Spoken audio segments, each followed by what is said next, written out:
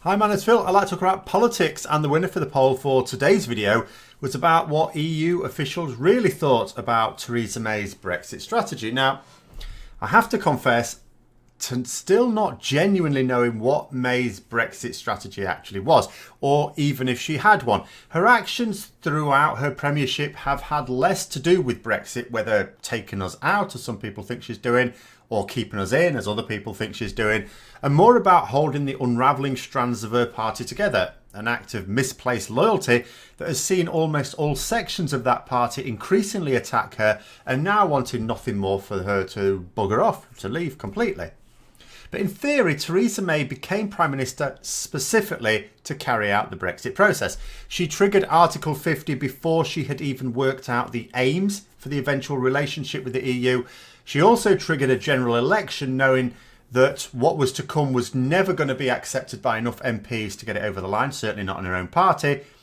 The problem was that rather than gaining more MPs, she lost some, and that meant the majority she had evaporated, requiring a hefty bribe to get the most right-wing party in Westminster to back her on confidence motions and budgets.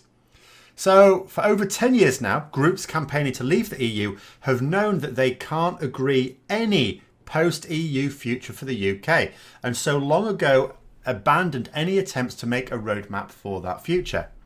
The same problem was obvious to Theresa May, who negotiated the barest bones withdrawal agreement that gave no indication as to what the eventual relationship with our neighbours would look like, all with the aim of appealing to as many people as possible who would hopefully see it as a route to their preferred option and vote for it.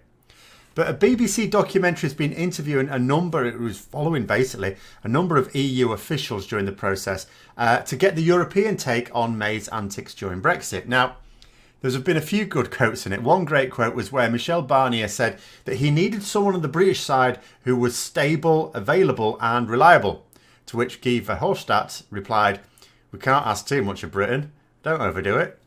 And I'm guessing that within 5 minutes of having talked to David Davis, he was the guy who was supposed to be running our negotiating team with the EU, but didn't even know which country the meetings were taking place in, much less having even the slightest notion of any aspects of the workings of the EU at all. They probably gave up any hope of mature discussions. Verhofstadt is someone who has of late been understandably pretty scathing about the UK's behaviour, and he had apparently called May's actions pathetic, for example, when she called off a deal because the DUP wouldn't back it. Naturally, they didn't say anything like this publicly at the time. Now, Michele Barnea was this last week saying that maybe they should have spoken out more during the negotiations, rather than just being kind about the visiting chimps that were coming from Westminster. Now, my personal take on it is that they did do the right thing. It's not their fault it didn't work. They knew that if anyone representing the EU said anything negative, it would immediately be taken up by Brexiteers as proof of European aggression. Frankly, they just had to sit back, smile and wave. Anything more would have invited disaster. They had to bend over backwards and waste their time discussing things that had no basis in reality. Even when May went to the EU a few months ago, after her deal had been defeated by that hefty margin, to renegotiate the backstop, the EU sort of went along with it. Sure, they made it clear that the agreement wasn't up for renegotiation, but they entertained the notion of discussing options over the backstop when everyone knew there weren't any. It must have been particularly galling to hear cretins in Britain saying how the EU had called all the shots over the negotiations when the agreement didn't contain anything that they would want. And all the time they were being pleasant in order to avoid stoking tensions when there was no such restraint being shown on the other side. One of my favourite quotes is from a top aide who described David Davis, the first Brexit secretary, as having his head in the clouds, and that they all agree he didn't give up about the Irish border. Muted out the old French there.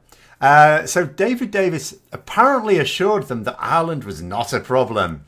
I suppose it's in the same way that his successor, Dominic Raab, was not thinking that Dover was a problem in the event of a no-deal Brexit. And then when he found out about it, it's like, oh, this is a problem.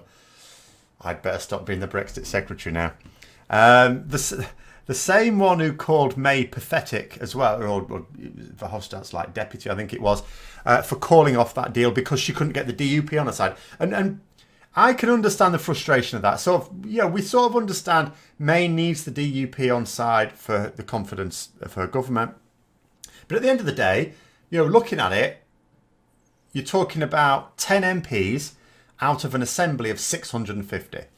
And, so apparently this guy shouted at the television screen when it was showing Theresa May giving a speech where she claimed to be working hard for a deal. Apparently saying, "Oh, off."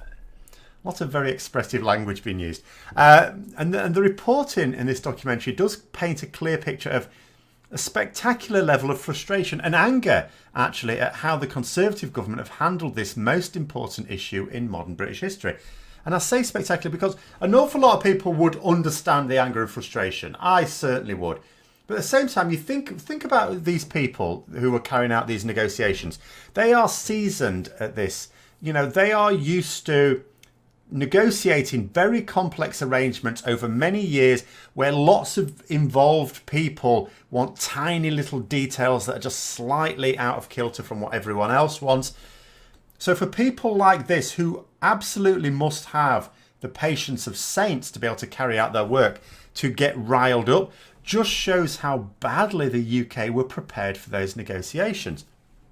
And I suppose the only good thing about it is that their annoyance has been levelled squarely at members of the government, not our own officials who also had to be involved. It means that there is some hope that a future government who would not have those same ministers would not necessarily suffer that lack of credibility that these clowns are costing us right now. There's also the potential for hope, I suppose, at the end of the year, maybe, if we haven't fallen off the cliff by then, in that new EU officials will have been elected. The poor buggers who've soldiered on with May, Davis, Raab and Barclay can hopefully take a well-earned rest from it as a new crew will take over with what I hope will be a more realistic group representing the UK. Although that remains to be seen. It may be a less realistic one. Who knows? But I will tell you something, though. As enlightening as it was to hear what EU officials really thought of our travelling circus, we could sort of guess, I think. I'd love to hear, and it would never happen, but I would love to hear a proper gloves-off account from involved UK civil servants on the proceedings. I imagine it would be even more frustrating for them because at least the EU officials were allowed to swear about our ministers. UK civil servants can't do anything other than grin and bear it. But anyway, there we go. I hope you found the video interesting. If you did, don't forget to click the like button, subscribe for further content, click the bell notification as well. Until next time, I'll see you later.